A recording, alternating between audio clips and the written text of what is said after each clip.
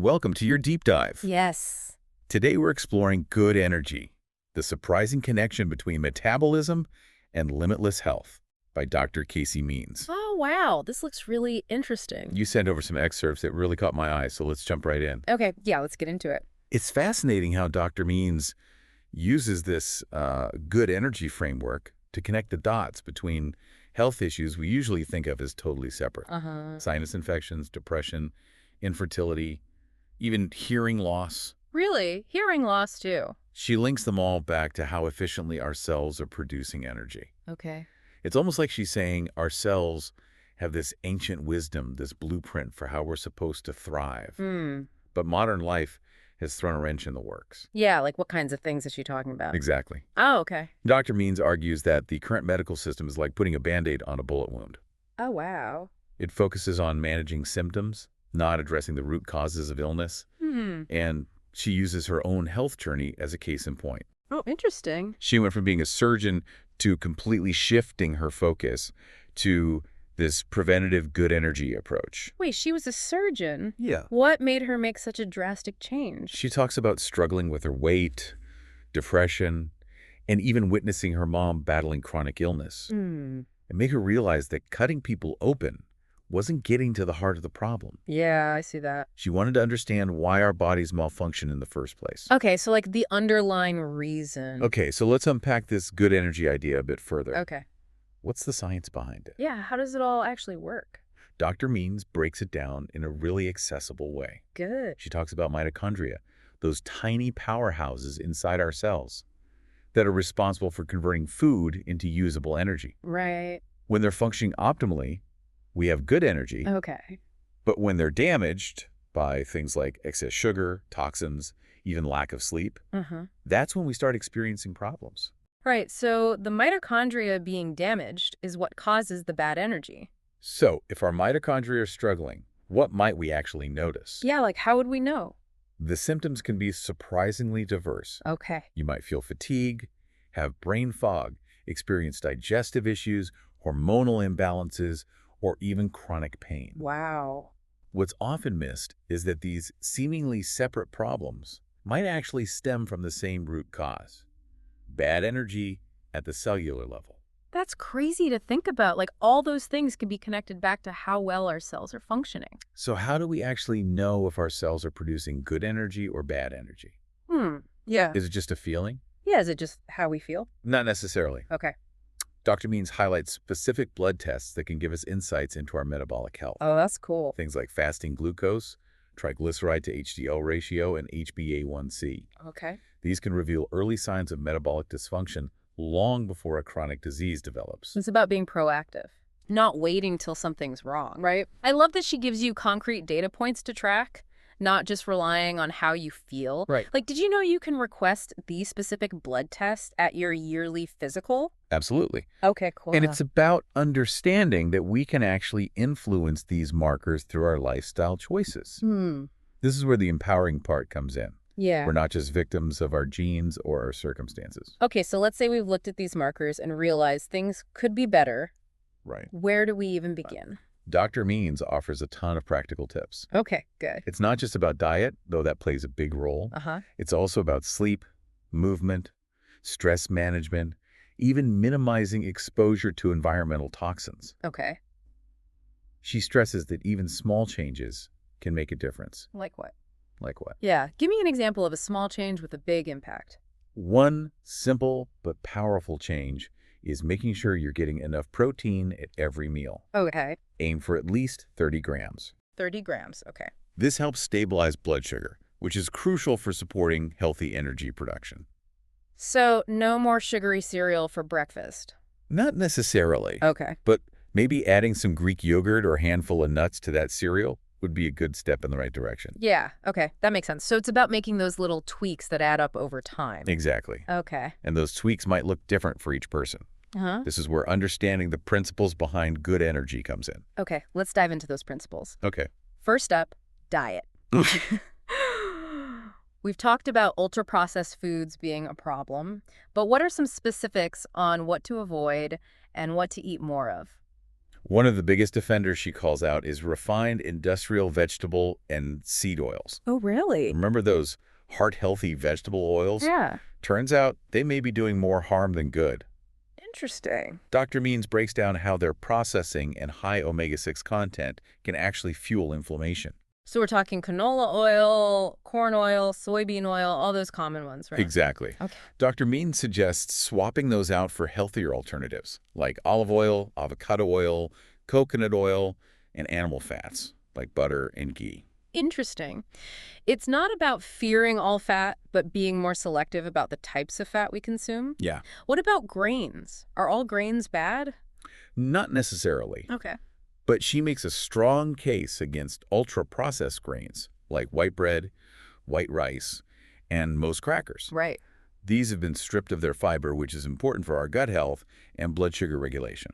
So opting for those whole, unrefined grains is key. Exactly. What about drinks? This is where it gets tricky for a lot of people. Yeah. Liquid sugar, soda, juice, sweetened coffee drinks, those are big culprits. Yeah. They get absorbed quickly and can wreak havoc on our blood sugar levels. Yeah, it's easy to forget those count too. Right. What about alcohol? Where does that fit into the good energy picture? Dr. Means acknowledges that there's some research suggesting moderate alcohol consumption might have some benefits. But she cautions that even small amounts can disrupt sleep and impact our nervous system. Right.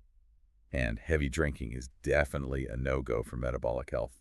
So it's about being mindful even with those things that are supposedly healthy in moderation. Exactly. Okay, we've talked about what to avoid, but what are some key foods we should be focusing on to boost good energy? She's all about prioritizing protein at each meal, aiming for that 30-gram target we talked about. Good sources include meat, fish, eggs, legumes, and nuts. Okay, protein is in. What else? What else? Fiber is crucial, too. Oh, yeah. It feeds our gut microbiome and keeps us feeling full. Right. Think vegetables, fruits, legumes, nuts, and seeds. Okay. And don't forget healthy fats like olive oil, avocado oil, and coconut oil. Plus those omega-3 fatty acids. Oh, right. Found in fatty fish like salmon and sardines, as well as flax seeds and walnuts. So basically a whole foods diet that focuses on real, unprocessed ingredients. Exactly. Okay. It's about seeing food as information for our bodies, not just about counting calories. And one more thing she highlights is fermented foods. Fermented foods? Oh. Sauerkraut, kimchi, Yeah. yogurt. Right. They're packed with probiotics, which are great for gut health. This is all great information, but I'm already feeling overwhelmed. Yeah, I know. It's a lot to take in. How do we actually put all of this into practice without it taking over our lives? That's a great question, and one we'll dive into deeper in part 2 of this deep dive. Okay. We'll explore Dr. Means' practical tips for making good energy a part of your daily routine. Perfect. So before the break, we're starting to get into the nitty-gritty of making good energy a reality. Right, yeah. Dr. Means offers a ton of practical tips. It's not about overhauling your entire life overnight, right? Right, yeah, that wouldn't be sustainable. Right. Okay, so where should we start? One of her biggest pieces of advice is to start paying attention to what you're actually eating. Keep a food log for a few days. Oh, man, really? It can be eye-opening. Okay, yeah, I can see that. It helps you identify those hidden sources of bad energy that you might not even realize are sneaking into your diet. I can definitely see that happening, yeah. Oh, man. I'm already dreading that part. Me too. But I get it. Yeah. Awareness is key. Right. What else? Cooking more meals at home is another game changer. It gives you control over the ingredients, helps you avoid those processed foods, and allows you to experiment with those good energy recipes. You know, I'll admit I'm more of a takeout person, Yeah, I hear you. but maybe this is my sign to dust off the old cookbooks. I think so. Okay. She even has some great tips for navigating those situations where you're eating out or on the go. Oh, that's good, yeah. For example, when you're at a restaurant, don't be afraid to ask about the oils they use for cooking. Oh, that's a good tip, yeah. I never think to do that.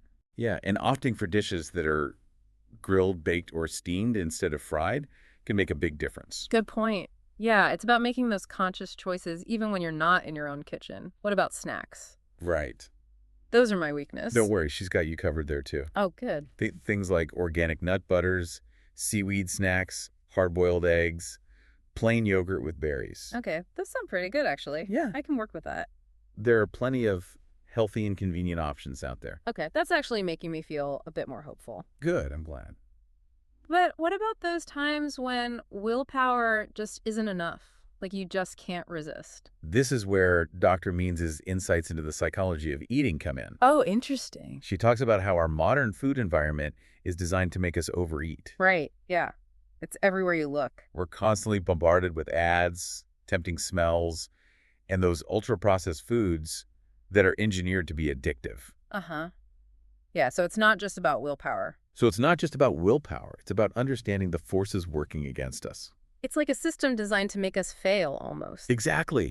It's about being aware of those tactics and making conscious choices to navigate this challenging food landscape. Oh, okay, that makes sense. And speaking of challenges, one thing she dives into is cholesterol.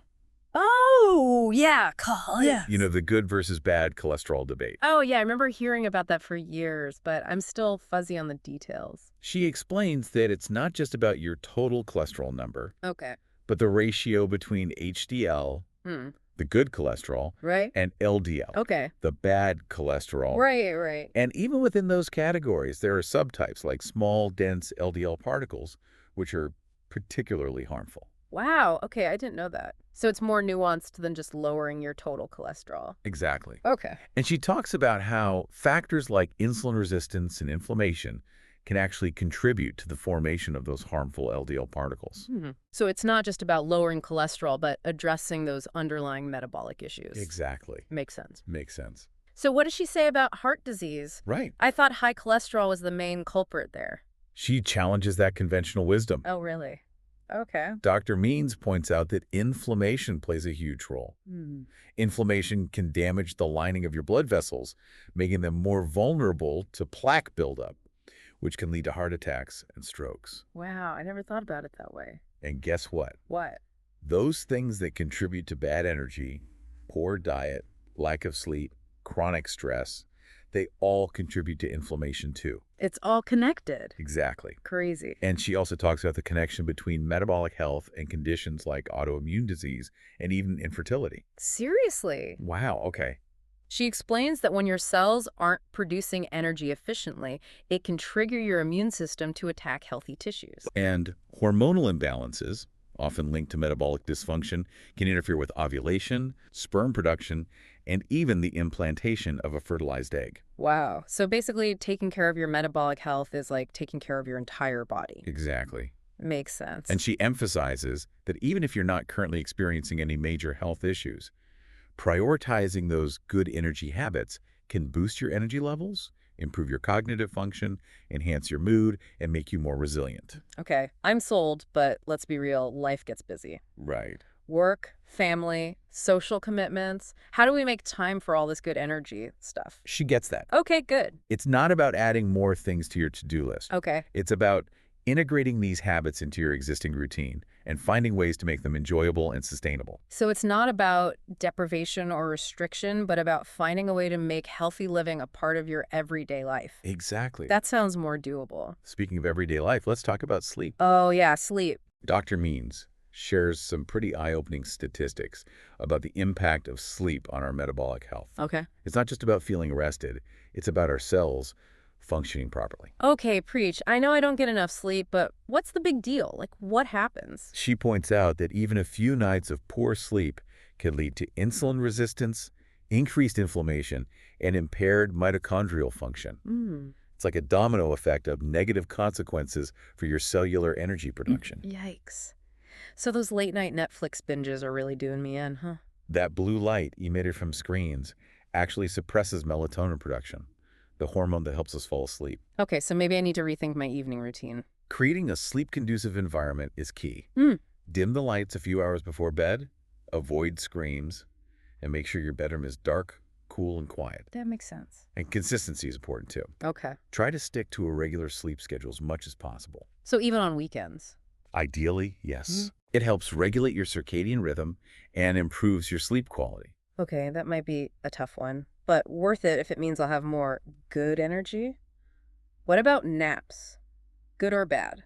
Short naps can be beneficial for some people, but she advises against those long, luxurious naps, especially late in the day, as they can mess with your nighttime sleep. Right, okay, I see that. So prioritize sleep, just like diet and exercise. Exactly. Check. What about movement? Okay. Does it have to be all hardcore gym workouts? She actually challenges the idea that we need to hit the gym hard to be healthy. Oh, interesting. She talks about how our bodies are designed to move regularly throughout the day, Hmm. and that excessive sitting is detrimental to our metabolic health. So even if I go for a run in the evening, if I've been glued to my desk all day, it's not enough. She emphasizes the importance of NEAT, Neat. What's neat? non-exercise activity thermogenesis. Okay. Basically, finding ways to move your body more throughout the day. So like even just fidgeting counts. Exactly. All those little things can actually make a big difference for your metabolism. Oh, think? Walking meetings, taking the stairs, even just getting up to stretch every hour. Okay, I like that. It's about making movement a part of your lifestyle, not just a separate activity. Exactly. Cool. And of course, finding activities you genuinely enjoy, whether it's dancing, hiking, swimming, or something else entirely, can make a big difference in how consistent you are. Okay, so movement is in. What about stress? Good. I feel like that's a constant in my life. Stress is a huge factor. Oh, yeah, I bet. She explains that chronic stress can disrupt your hormonal balance, increase inflammation, impair sleep, and even contribute to insulin resistance. Wow. It's like a constant state of emergency in your body, and your cells aren't designed to function optimally under those conditions. Right, yeah, that makes sense. So what can we do about it, Okay, besides quitting our jobs and living on a beach? right, exactly. That would be nice, though. She offers a variety of evidence-based approaches. Okay, good. One of the most important is forming a relationship with a mental health professional, a therapist, counselor, or coach who can help you develop healthy coping mechanisms and address any underlying emotional issues. Right, that's good advice. What else? Like, what other things can we actually do? Practices like mindfulness meditation, deep breathing, yoga, and spending time in nature have been shown to reduce stress hormone levels and calm the nervous system. So finding those little moments of peace throughout the day can actually make a difference. Exactly. And don't forget the power of social connection. Oh, yeah, that's a big one. Feeling connected to others and having a strong support system is crucial for managing stress and fostering well-being. That makes sense, yeah. Is there anything else we can do to kind of protect our good energy? Like from outside things, not just what we're doing ourselves? She talks a lot about minimizing exposure to environmental toxins. No, yeah, right. We're constantly bombarded with synthetic chemicals in our food, water, air, personal care products, even our homes. Ugh, it's overwhelming. It can be. Like, where do you even start? But there are things we can do to minimize our exposure. Okay, good. Choose organic foods whenever possible, filter your water, switch to natural personal care products, and create a healthier home environment. Okay, so it's about taking control of our surroundings as much as possible. But I'm curious, how did Dr. Means personally make this shift to good energy? Was it a sudden change or a gradual process? That's a great question, and one we'll explore after the break, along with some of the most powerful insights from her personal journey. Stay tuned. Before the break, we were talking about how Dr. Means herself made the shift to good energy living. She didn't just wake up one day and decide to change everything, did she? Not exactly, no. She actually shares her story very openly in the book, like she really gets into it. Oh, wow. Yeah, she talks about how, even as a surgeon, she struggled with her weight, with depression, and she saw her own mom go through a really difficult battle with chronic illness. It was a process for her, you know, realizing that the conventional approach just wasn't working for her or for her patients, really. So even though she was at the top of her field, she still felt like something was missing. Absolutely, yeah. And that's kind of what led her down this path of exploring, you know, functional medicine and ultimately developing this whole good energy framework. It was kind of inspiring, right? Like if she can make such a big change, maybe we can too. Yeah. That's one of the most powerful takeaways from her story. Yeah. Is that we need to be our own advocates. We can't just blindly accept what we're told, you know, by doctors or by the media. Right. We need to do our own research, ask questions, and be willing to challenge conventional wisdom.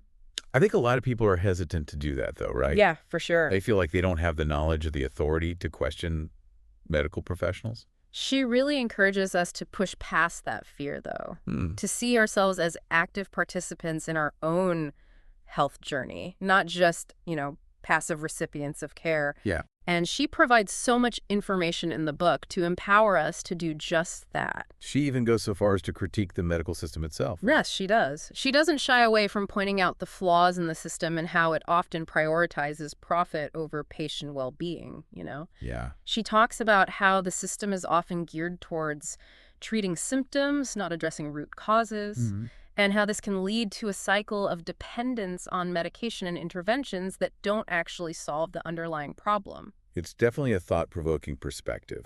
She doesn't just present good energy as a solution for specific diseases. It's more like a lens through which to view our health as a whole. Exactly, yeah. And you see this in the way she talks about things like migraines, for example. They're typically treated as a neurological issue, but she suggests that they could be linked to metabolic dysfunction, Oh, interesting. like fluctuations in blood sugar or nutrient deficiencies. So it's about looking beyond the symptoms and getting to the root cause. Right, exactly. And it's not just about physical health either. She talks about how bad energy can show up mentally and emotionally as brain fog, anxiety, depression, even difficulty concentrating. And conversely, when our cells are producing good energy, we tend to experience greater mental clarity, emotional stability, and overall well-being. It's like our minds and bodies are totally intertwined. Exactly. Which is why practices like mindfulness, meditation, deep breathing, and stress management are so important. They not only help us manage stress, but also support our metabolic health. She even touches on the idea that our modern lifestyle may be a big part of why so many people are struggling with their metabolic health. Oh, like how we're always connected to technology, eating processed foods, and not getting enough sleep. Exactly. She talks about how our bodies evolved in a natural environment where we were constantly exposed to sunlight, fresh air, and unprocessed foods. Right. And this modern way of life, being indoors all the time, eating processed foods, being bombarded with artificial light. It's almost like we've created this disconnect between our bodies and the environment they were designed for. So it's like we're living in a way that's completely out of sync with our biology. Right. And she suggests that reconnecting with nature could be a key to restoring our metabolic health and rebalancing our systems. Yeah, that makes a lot of sense. Yeah. Just being in nature always makes me feel more grounded and energized. Yeah, me too.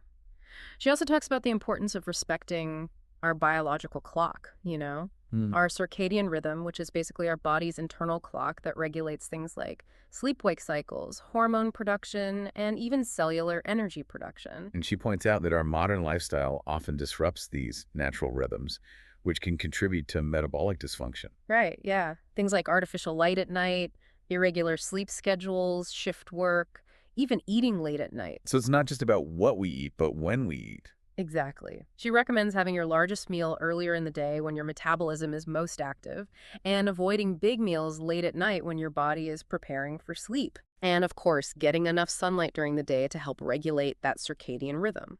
It sounds like good energy is about so much more than just food and exercise. It's really a holistic approach to living. Absolutely.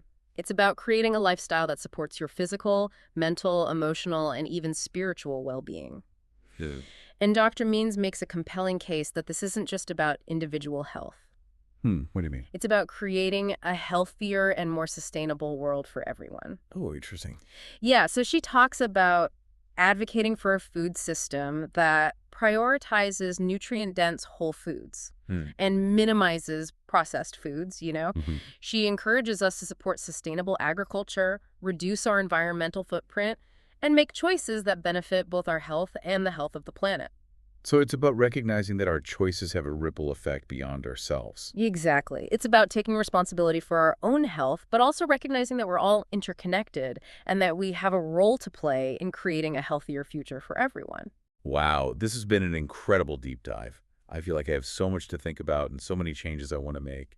But where do I even begin? That's the beauty of it. You get to choose. Oh. Dr. Means provides a ton of practical tips and actionable advice, and she encourages you to experiment and find what works best for you. Start small, focus on 1 or 2 habits at a time, and gradually build from there. And remember, you're not alone on this journey. There's a whole community of people out there who are passionate about good energy living and who are here to support you every step of the way. So keep exploring, keep learning, and most importantly, keep cultivating that good energy. What a great reminder. Thanks so much for guiding us through this deep dive. Yeah. I feel like I have a whole new perspective on health and wellness. It's been my pleasure. And remember, this is just the beginning of your exploration. There's always more to learn, more to discover, and more ways to cultivate that good energy in your life. Hmm. Until next time, stay curious and keep diving deep.